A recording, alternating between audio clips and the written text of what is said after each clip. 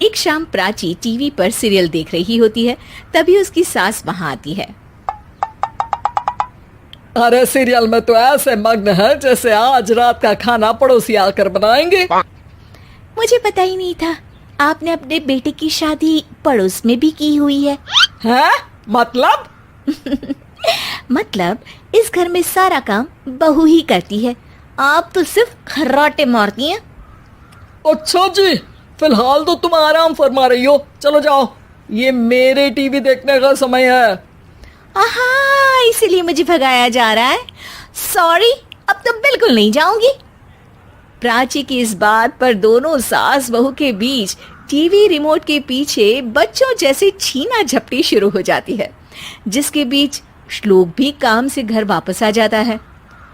हाँ, आज मेरी चूहे बिल्ली की जोड़ी किस बात पर झगड़ रही है? अरे तेरे बीवी मुझे टीवी ही नहीं देखने दे रही। अरे तुम्हारी मम्मी मुझे खाना बनाने के लिए फोर्स कर रही है। अरे वाह, ऐसे बेतुके रीजन पर तो बच्चे भी झगड़ा नहीं करते। अरे मुझे कुछ मत बोल, सब इसने ही शुरू किया है। हाँ हाँ, जैसे आप तो बहुत दूध की धूली है ना। अरे बस, दोनों चुप। प्राची जाओ, खाने की तैयारी करो। और माँ तुम छोड़ो, तुम्हें क्या बोलूं, शांति से अपना सीरियल देखो, मुझे दोबारा लड़ने की आवाज सुनाई नहीं देनी चाहिए। ऐसा बोलकर श्लोक वहां से चला जाता है, जिसके पीछे पीछे प्राची भी कुछ न कुछ बड़बड़ाते हुए रसोई में चली जाती है। हाँ हाँ, सासू जी को तो कुछ बोलेंगे ही नहीं, बस मुझ पर ही हुक्म चलता है, खाना बनाओ, जैसे मैं इनके घर में खाना बनाने के लिए आई हूँ। इसी तरह शाम बीतती है और रात को श्लोक और प्राची की सास खाना खाकर सोने चले जाते हैं, लेकिन प्राची गुस्से में कुछ खाए बिना काम में ही लगी रहती है। इस घर में किसी को घंटा फिक्र नहीं पड़ता, मैं खाऊं या भूखी रहूं।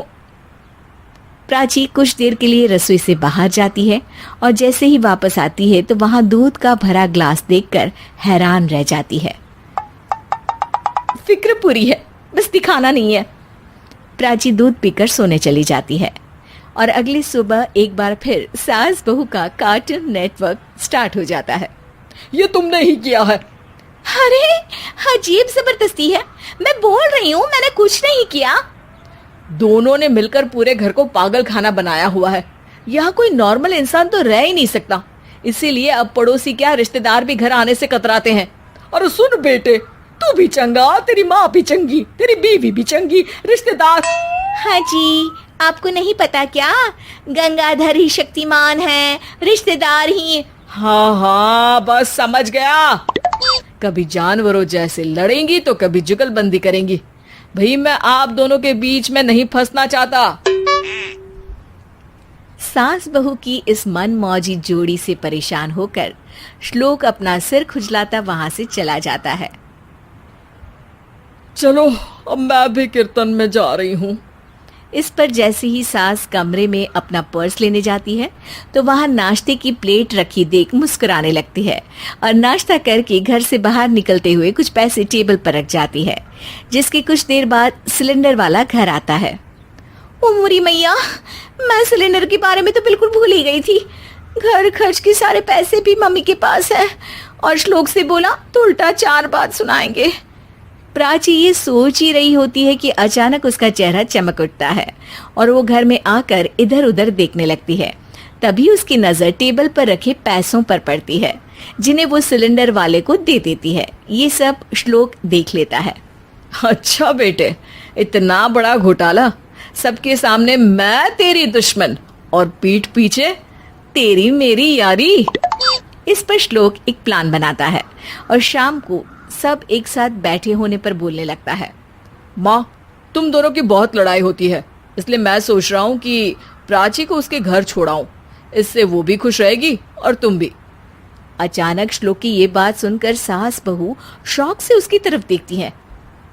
अरे ऐसे कैसे घर छोड़ाओगे, मुझे कहीं नहीं जाना। अरे तुमने बोला नहीं पर मैंने सुन लिया, तुम्हें मम्मी के साथ रहना अच्छा नहीं लगता, मुझे पता है। अरे वाह, अरे जब बहू खुद कुछ काम बोले तो वो तुझे सुनता नहीं, और अब जो इसने बोला ही नहीं वो तू समझ गया। जब उसे नहीं जाना तो फिर जबरदस्ती क्यों कर रहा है?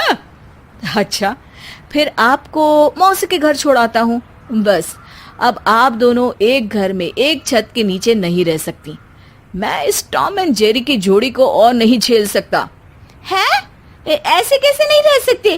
तुम्हें इतनी दिक्कत है तो तुम्हारा बोरिया बिस्तर पैक कर देती हूँ, लेकिन मम्मी जी कहीं नहीं जाएंगी। बिल्कुल यही सुनना था मुझे। अगर दोनों में इतना ही प्यार है फिर हर वक्त ये लड़ाई का नाटक क्यों करती हो?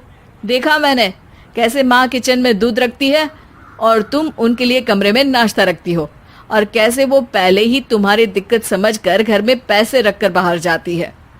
अरे भाई, इतना ड्रामा तो डेली सोप में भी नहीं होता जितना तुम दोनों ने इस घर में फैलाया हुआ है। तू हमें टॉम एंड जेरी बोलता है ना, तो याद कर वो दोनों भी एक दूसरे को बाहर वालों की बुरी नजर से बचाने के लिए हमेशा सबके सामने लड़ते थे, लेकिन अकेले में दिक्कत के समय मदद भी तो करते थे। बस हमारा रिश्ता भी कुछ ऐसा ही है। और वैसे भी अगर सास बहू में तू मैं नहीं होती तो दुनिया वालों को कहानियां कैसे मिलेंगी?